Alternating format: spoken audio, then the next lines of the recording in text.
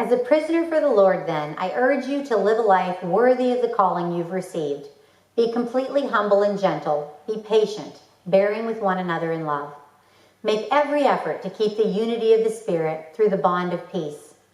There is one body and one Spirit, just as you were called to one hope when you were called, one Lord, one faith, one baptism, one God and Father of all, who is over all and through all and in all. But to each one of us, grace has been given as Christ apportioned it. This is why it says, when he ascended on high, he took many captives and gave gifts to his people. What does he ascended mean, except that he also descended to the lower earthly regions? He who ascended is the very one who ascended higher than all the heavens in order to fill the whole universe.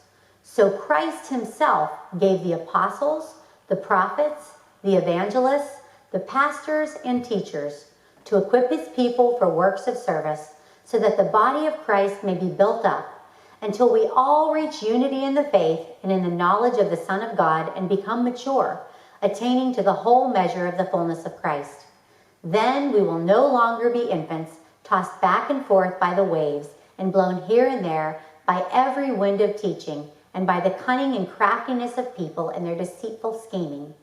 Instead, speaking the truth in love, we will grow to become in every respect the mature body of him who is the head, that is, Christ. From him, the whole body, joined and held together by every supporting ligament, grows and builds itself up in love as each part does its work.